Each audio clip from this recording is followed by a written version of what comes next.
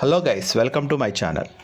So ఐపీఎల్లో ఇవాళ sunrisers Hyderabad versus Gujarat titans తలపడనున్నాయి. సో ఈ match sunrisers home ground Rajiv Gandhi international స్టేడియంలో అయితే జరగనుంది. రాత్రి 7:30 గంటలకు ప్రారంభమయ్యే ఈ మ్యాచ్లో ఇరు జట్లు అమీతుమీకి సిద్ధమయ్యాయి. తొలి మ్యాచ్లో ఓడి ఆ తర్వాత వరుసగా 2 విజయాలు సాధించిన గుజరాత్ మంచి జోష్లో ఉండగా, తొలి మ్యాచ్లో మాత్రమే గెలిచి ఆ తర్వాత హ్యాట్రిక్ పరాజయాలు మూటగట్టుకున్న సన్ రైజర్స్ డీలాగా కనిపిస్తుంది. ఈ మ్యాచ్లో సన్ రైజర్స్ వై నాట్ 300 అన్న విషయాన్ని పక్కన పెట్టి గెలుపు కోసం ఆడాలి.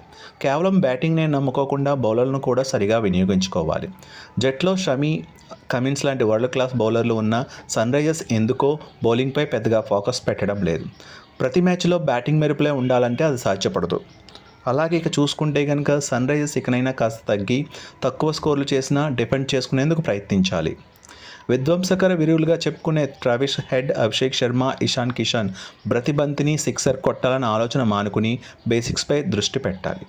ఈ ముగ్గురు భారీ షాట్లో ఆడే ప్రయత్నంలో తొందరగా అవుట్ అవుతుండడంతో ఆ తర్వాత వచ్చే బ్యాటర్లపై ఒత్తిడి పడుతుంది.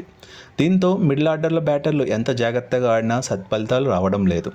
నితీష్ రెడ్డి కూడా ప్రతి బంతిని సిక్సర్గా మలచాలన్న దృక్పథాన్ని మానుకోవాలి.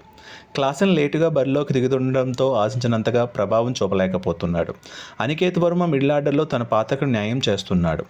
కమింద్ మెండిస్ బౌలర్గా పనికొచ్చినా అతని నిఖార్సైన టీ20 ఆల్రౌండర్ అనలేము. కమిన్స్ బౌలర్గా ప్రతి మ్యాచ్లో విఫలమయ్యాడు. షమి గత మ్యాచ్లో పర్వాలేదనిపించాడు. ఆ ముందు మ్యాచ్లో ప్రభావం చూపలేకపోయాడు. హర్షల్ పటేల్, సిమర్జిత్ సింగ్ అంతంత మాత్రంగా ఉన్నారు. టీ20 స్పెషలిస్ట్ ఆడమ్ జంపా తొలి 2 మ్యాచ్లో ధారాళంగా పరుగులు సమర్పించుకోవడంతో పక్కన పెట్టారు. ఆల్రౌండర్ల ట్యాగ్తో ఉండే ట్రావిస్ హెడ్, నితీష్ రెడ్డి, అభిషేక్ శర్మకు అసలు బౌలింగే ఇవ్వడం లేదు. లెగ్ స్పిన్నర్ జేసన్ అన్సారీ ఢిల్లీతో జరిగిన మ్యాచ్లో పర్వాలేదనిపించాడు. బౌలింగ్ ఆల్రౌండర్ అయిన వియాన్ ముల్దర్ అవకాశాలు ఇచ్చినా సద్వినియోగం చేసుకోలేకపోయాడు.